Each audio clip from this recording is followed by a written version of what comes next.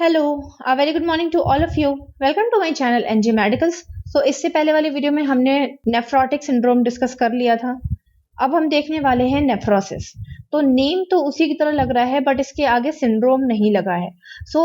It is a different disease. Nephrotic syndrome में बहुत सारे यूनिक सिम्टम्स आपको देखने को मिले थे, बट इसमें आपको बहुत सारे यूनिक सिम्टम्स देखने को ना मिल करके मोस्टली कॉमन सिम्टम्स देखने को मिलेंगे। तो जैसा कि हम सब जानते हैं कि नेफ्रोसिस मीन्स होता है नेफ्रॉन, और नेफ्रॉन किडनी की फंक्शनल यूनिट होती है। नेफ्रॉन के अंदर ही फिल्ट्रेशन होता है। तो आपको मैंने यहाँ से जूम करके दिखाया है। ये जो आपको व्हाइट कलर का, क्रीम कलर का, क्रीमी व्हाइट कलर का पाइपलाइन स्ट्रक्चर दिख रहा है, यही नेफ्रॉन है, और ये आपके किडनी के चारों तरफ एड्ज में मिलेंगे बहुत सारे। ये सारे नेफ्रॉन फिल्ट्रेशन करने के बाद, यूरिन बनाने के बाद, उस यूरिन को यहाँ सेंड करते हैं। फिर वो यूरिन यहाँ पेल्विस में सेंड होता है, इस एरिया को पेल्विस बोलते हैं। और फिर उसके बाद ट्यूब लाइक स्ट्रक्चर से वो नीचे चला जाता है, फिर वो आपसे बाहर निकल जाता है। इस डिजीज कंडीशन में प्रॉब्लम ये हो रही है कि यूरिन जो है वो कहीं ना कहीं किसी न किसी ऑब्स्ट्रक्शन की वजह से बैकफ्लो हो गया। मान लीजिए ये पूरा नेफ्रॉन है और इसने पूरा यूरिन यहाँ पर आकर के बना दिया। अब मान लीजिए यहाँ पे कोई ऑब्स्ट्रक्शन है, तो क्या यूरिन यहाँ से पार हो पाएगा, इसके बाद चला जाएगा? नहीं जा पाएगा। तो ऐसे कलेक्ट होते होते यूरिन क्या होगा, बैकफ्लो हो जाएगा। और बैकफ्लो होने के चक्कर में यूरिन कहाँ निकल आएगा? यूरिन सीधा आपके किडनी से बाहर आ जाएगा और इधर उधर जाकर के स्टोर हो जाएगा। समझ गए? ये प्रॉब्लम हो रही है नेफ्रोसिस में। चलिए आगे देख लेते हैं। इंट्रोडक्शन हमारा क्या कहता है कि नेफ्रो मीन्स होता है नेफ्रॉन, जो कि मैं आपको बता चुकी हूँ, जो कि functional unit of the kidney है। किडनी के चारों ओर आपको नेफ्रॉन्स देखने को मिलेंगे। नेफ्रोसिस क्या है कि ये किडनी की ही एक डिजीज है, क्योंकि ये नेफ्रॉन में हो रहा है, जिसमें होता क्या है कि कोई इन्फेक्शन नहीं हो रहा है। बिना इन्फेक्शन के कोई ऑब्स्ट्रक्शन हो रहा है, यानी कि कोई कह सकते हैं रुकावट हो रही है, जिसकी वजह से यूरिन बाहर की तरफ ना पास होकर के कहीं ना कहीं रह जा रहा है। तो ये यूरिन यहाँ पास होकर के, ना पास होकर के, ये बैक फ्लो हो जा रहा है, वापस से किडनी के अंदर चला जा रहा है। तो इसीलिए यहाँ पे आप ये नहीं कह सकते हो कि इन्फेक्शन और ऑब्स्ट्रक्शन की वजह से ये प्रॉब्लम हुई है। ये प्रॉब्लम हो सकता है कि पहले से कोई ऑब्स्ट्रक्शन हो, कंजेनाइटल मालफॉर्मेशन हो, या तो ये ट्यूब नहीं बने हो, इस टाइप की डिजीज हो सकती है। तो मेनली इन्फ्लेमेशन ना हो करके डीजनरेशन हो सकता है, यानी कि हो सकता है कि ट्यूब ही ना बने हो, या हो सकता है कि ये पेल्विस जो है कंजेनाइटली यानी बचपन से ही ये ब्लॉक्ड हो। इस तरह की कोई डिजीज हो सकती है। इसीलिए मेन प्रॉब्लम किसको कहा गया है? ऑब्स्ट्रक्शन को कहा गया है। किसके अंदर? यूरिनरी ट्रैक्ट के अंदर। ये कंडीशन क्रोनिक भी हो सकती है अगर इसको अच्छे से ट्रीट नहीं किया गया तो। क्यों? क्योंकि जैसा कि हम सब जानते हैं कि ब्लड के सारे टॉक्सिक सब्सटेंस को, यानी कि जो बॉडी के लिए हार्मफुल सब्सटेंस है, वो यूरिन के फॉर्म में बाहर चला जाता है। तो जब ये यूरिन बाहर ही नहीं जाएगा तो आपके अंदर टॉक्सिसिटी बढ़ती चली जाएगी और आप क्रोनिक कंडीशन में आ सकते हैं। इसीलिए सीवियरिटी माइल्ड से स्टार्ट है, यानी कि एक्यूट से स्टार्ट है। प्रॉब्लम छोटी सी होती है, लेकिन अगर उसे अच्छे से ट्रीट ना किया गया तो वो क्रोनिक यानी बड़ी प्रॉब्लम में चेंज हो जाएगी। इन्फेक्शन इसमें हो सकता है जब कंडीशन क्रोनिक हो जाए, यानी कि इन्फेक्शन को आप प्राइमरी ना बोल करके सेकेंडरी बोल सकते हो। सेकेंडरी मतलब ऑब्स्ट्रक्शन के बाद जब टॉक्सिसिटी बढ़ जाएगी तो उसकी वजह से इन्फेक्शन हो सकता है। चलो देख लेते हैं डेफिनेशन। तो डेफिनेशन भी बोलती है कि ये नॉन इन्फ्लेमेटरी डिजीज है, यानी कि इसमें इन्फेक्शन पहले नहीं हुआ है। किसकी इन्फ्लेमेटरी डिजीज है नॉन इन्फ्लेमेटरी डिजीज? किडनी की, जिसमें किडनी का फंक्शन डायरेक्टली अफेक्ट हो रहा है और फंक्शनल यूनिट भी डायरेक्टली अफेक्ट हो रहा है, दैट इज न्यूरॉन। कॉजेज देख लेते हैं। तो कॉजेज में सबसे पहले बर्थ डिफेक्ट हो सकता है, यानी कि बचपन से ही हो सकता है कि बेबी के अंदर यूरिनरी सिस्टम कंप्लीटली ना बना हो, जिसकी वजह से यूरिन पास ना कर पाता हो। साथ ही जो ये ट्यूब्स हैं जो कि आपके किडनी से अटैच होते हैं और आपके यूरिनरी ब्लैडर में जाकर के ओपन होते हैं, हो सकता है इस ट्यूब में कोई ना कोई ऑब्स्ट्रक्शन हो सकता है पेल्विस ऑफ द किडनी, यानी कि ये ब्रॉड पोर्शन को पेल्विस बोलते हैं, इसमें कोई ऑब्स्ट्रक्शन हो। इस तरह से कोई ऑब्स्ट्रक्शन, बर्थ डिफेक्ट हो सकता है। एमाइलोआइडियोसिस, तो ये एक तरह की डिजीज कंडीशन, हम इसे बोल सकते हैं कि एक तरह की डिजीज कंडीशन है, जिसमें क्या हो रहा है? एबनॉर्मल प्रोटीन का प्रोडक्शन हो रहा है। एबनॉर्मल प्रोटीन के प्रोडक्शन की वजह से क्या हो रहा है कि ये प्रोटीन कहीं ना कहीं जाकर के जम जा रहा है, यानी कि जाकर के ऑब्स्ट्रक्ट हो जा रहा है, फंस जा रहा है, और ऑब्स्ट्रक्शन की वजह से क्या हो रहा है कि वो ब्लॉकेज क्रिएट कर रहा है। ये प्रोटीन जो है वो बोन मैरो से निकलता है, और ये आपके ज्यादातर, अगर ये एबनॉर्मल प्रोटीन इंक्रीज हो जाए तो ये ज्यादातर किडनी में और हार्ट में प्रॉब्लम क्रिएट करता है, यानी कि किडनी में ऑब्स्ट्रक्शन और हार्ट में ऑब्स्ट्रक्शन कर सकता है। नेक्स्ट है आपका स्कारिंग ऑफ द यूरेटर्स। तो यूरेटर्स इन पाइप को कहते हैं, ये जो पाइप हैं जो कि किडनी और यूरिनरी ब्लैडर से अटैच होते हैं, इनको हम यूरेटर्स बोलते हैं। अगर इसमें कोई स्कार टिश्यू यानी कि कोई टिश्यू ऐसा है जो कि खराब हो चुका है और वो हार्ड हो गया है, वो यहाँ पर आकर के जम गया, ऑब्स्ट्रक्ट कर दिया उसने, तो यूरिन चाहे जितना यहाँ से बन करके बाहर निकले वो बाहर नहीं जा पाएगा और back flow of the urine हो जाएगा। इसके अलावा कैंसर हो सकता है कि किडनी के इस एरिया में कैंसर हो, या किडनी के इस एरिया में कैंसर हो, या किडनी के यूरेटर में कैंसर हो, या यूरिनरी ब्लैडर में कैंसर हो गया हो, जिसकी वजह से उसने पाथवे को ब्लॉक कर दिया और यूरिन जो है बैक फ्लो हो गया। नेक्स्ट है पॉलीसिस्टिक डिजीज। पॉलीसिस्टिक डिजीज एक तरह की सिस्ट की डिजीज होती है जिसमें बहुत सारे सिस्ट बने होते हैं। पीछे आपको दिखा देती हूँ, ये रहा पॉलीसिस्टिक डिजीज। इसमें बहुत सारे इस तरह के सिस्ट बन जाते हैं जिसकी वजह से नेफ्रॉन ब्लॉक हो सकते हैं। तो मैंने आपको बता दिया था कि जब नेफ्रॉन का कोई पॉइंट ब्लॉक हो जाएगा, मान लीजिए यहाँ ब्लॉकेज हो गया, तो जो भी यूरिन बना है, जितना भी कंटेंट बना है, क्या वो बाहर निकल पाएगा? वो बाहर नहीं निकल पाएगा। नेक्स्ट है यूरेथ्रल ब्लॉकेज। तो यूरेथ्रा में डायरेक्टली हो सकता है कोई ब्लॉकेज हो गया हो। नेक्स्ट आ जाते हैं पैथोफिजियोलॉजी। इटियोलॉजी की वजह से क्या हो रहा है?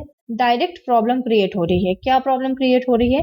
यूरिनरी पाथवे में ऑब्स्ट्रक्शन हो रहा है, जिसकी वजह से यूरिन एक जगह इकट्ठा हो रहा है।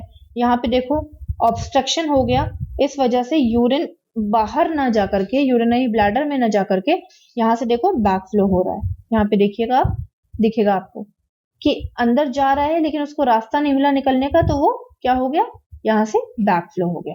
अब बैक फ्लो होने के बाद क्या हुआ? Collection of the urine in a kidney. तो अब किडनी में ही वो यूरिन कहाँ हो गया? क्या हो गया? कलेक्ट हो गया, जिसकी वजह से अब किडनी में अननेसेसरी चीज जो कि एक तरह का वेस्ट प्रोडक्ट है वो जाकर के स्टोर हो जाएगा, तो आपको पेन होना स्टार्ट हो जाएगा। किडनी के बैक साइड में, यानी कि आपके बैक में भी पेन होना स्टार्ट हो जाएगा। रेट्रो मीन्स होता है बैक साइड, पेरिटोनियल मीन्स होता है आपकी कमर के आसपास का एरिया। ठीक है, कमर के पीछे के एरिया में आपको ज्यादातर पेन लगेगा, फील होगा।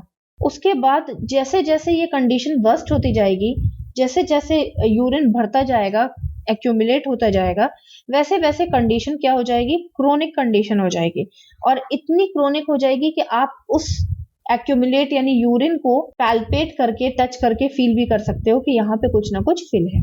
नेक्स्ट आ जाते हैं क्लिनिकल फीचर्स। तो एक्यूट और क्रोनिक दो पार्ट में डिवाइड है। एक्यूट में सिर्फ आपको पेन मिलेगा, अफेक्टेड एरिया में जहां भी यूरिन भर जाएगा वहां पे पेन मिलेगा। जैसे जैसे क्रोनिक कंडीशन आएगी, पेन के साथ डिस्कम्फर्ट भी होगा, और डिस्कम्फर्ट के साथ अब यूरिनरी ट्रैक में इंफेक्शन होना स्टार्ट हो जाएगा। क्यों? क्योंकि यूरिनरी ट्रैक में वेस्ट मटेरियल, यानी कि यूरिन जो है वो वेस्ट मटेरियल है हमारे लिए, वो फिल्ड है, और वो क्या करेगा? अब वेस्ट चीज है तो वो अंदर जाके इंफेक्शन का काम करेगी। इंफेक्शन होगा तो फीवर भी आएगा, साथ ही साथ जहां जहां पे ये यूरिन एक्यूमुलेट होगा वहां वहां एब्डोमिनल पेन भी होना स्टार्ट हो जाएगा, और आप उसको पैल्पेट करके उसको फील भी कर सकते हो सकता है एब्डोमेन आपको एनलार्ज मिले, ऑब्स्ट्रक्शन की जगह पे आपको थोड़ा बहुत एडिमा मिले या फूला फूला से मिले, एनलार्जमेंट मिले। क्यों? क्योंकि वहां पे यूरिन कलेक्ट हो चुका है। नेक्स्ट आ जाते हैं डायग्नोस्टिक इवैल्यूएशन पे। तो सबसे पहले हिस्ट्री कलेक्शन करेंगे एज ऑलवेज। तो हिस्ट्री कलेक्शन में आपको प्रीवियस हिस्ट्री कैंसर की पूछना है कि क्या कैंसर का कोई ट्रीटमेंट चल रहा था या चल रहा है, क्या बर्थ डिफेक्ट हुआ था, ये बर्थ डिफेक्ट बाद में सर्जरी के थ्रू करेक्ट किया गया लेकिन फिर से उस सर्जरी में कोई इन्फेक्शन हो गया है अब जाकर के और एडिमा हो गया वहां पे, और उस एडिमा ने ऑब्स्ट्रक्शन का काम कर दिया। हो सकता है कि स्कार टिश्यू का कोई ट्रीटमेंट चल रहा हो, ये भी आप पूछोगे। या पॉलीसिस्टिक किडनी, यानी किडनी में बहुत सारे सिस्ट हुए हों और उसका ट्रीटमेंट चला हो और वो दोबारा से हो गया हो। या यूरेथ्रल ब्लॉकेज की कोई हिस्ट्री तो नहीं है, या पहले हुआ हो सकता है कि वही चीज रिपीट हो गई हो। ये सारी चीजें आप हिस्ट्री कलेक्शन में पूछ लोगे। नेक्स्ट है फिजिकल एग्जामिनेशन, जिसमें आप सबसे पहले वाइटल साइंस चेक करोगे।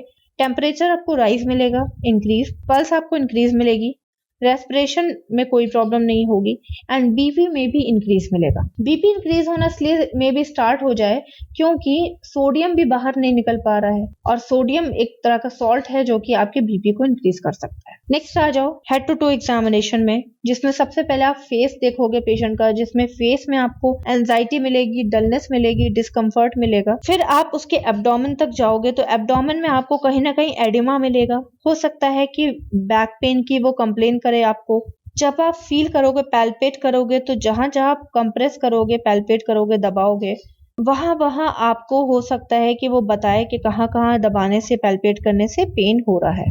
साथ ही साथ लोअर एब्डोमेन पेन भी उसको होगा एंड बर्निंग सेंसेशन भी हो सकता है जब वो यूटीआई यानी कि जब यूरिन पास करेगा या करेगी। नेक्स्ट आ जाओ यूरिन टेस्ट। यूरिन टेस्ट में आपको हो सकता है ब्लड मिल जाए यूरिन में अगर बहुत ज्यादा इन्फेक्शन अंदर हो गया है तो। साथ ही साथ माइक्रो ऑर्गेनिजम्स की प्रेजेंस भी मिल सकती है। क्यों? क्योंकि अब इन्फेक्शन में कोई ना कोई माइक्रो ऑर्गेनिजम्स उसमें बन गया होगा।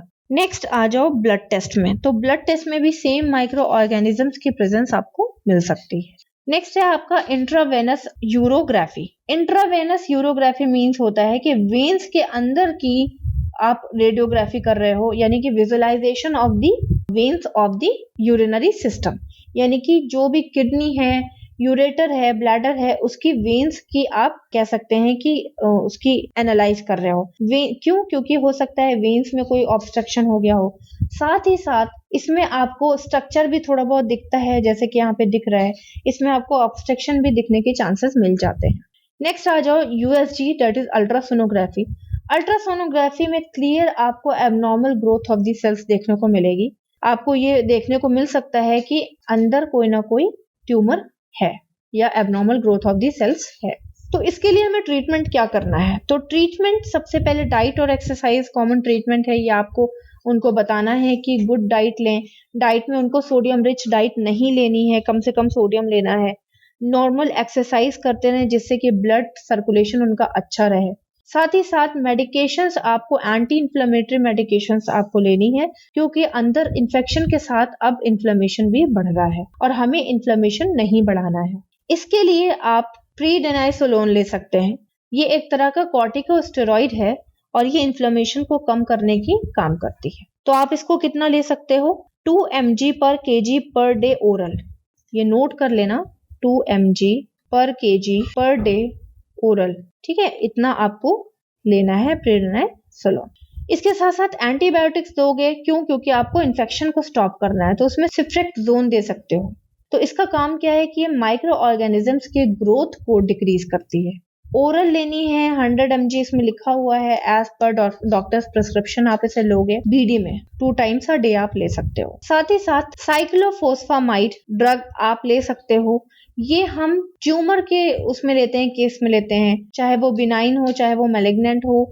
ये मेडिसिन जब अगर ट्यूमर का कंफर्मेशन हो जाता है तब ये मेडिसिन हम पेशेंट को देते हैं एज पर डॉक्टर्स प्रिस्क्रिप्शन, ठीक है? तो ये सारे मेडिकेशन आप दे सकते हो। इसके अलावा आप क्या दे सकते हो, आगे देख लेते हैं। अब यूरिन भी कहीं ना कहीं फंसा हुआ है, एल्फ्यूजोसिन आप दे सकते हो। एल्फ्यूजोसिन एक तरह की टैबलेट है, इसको हम यूरो एक्साट्रेल भी बोलते हैं। इसका मेन यूज क्या है कि ये abnormal growth of the cells को डिक्रीज करती है और इसके साथ साथ ये आपके ब्लैडर के मसल्स को क्या करती है, रिलैक्स करती है और मसल्स को कह सकते हैं कि जो इसमें यूरिन फिल हो गया होगा तो ब्लैडर के जो मसल्स हैं वो टाइट हो जाएंगी, जिसमें इन्फेक्शन इजीली हो सकता है, ठीक है?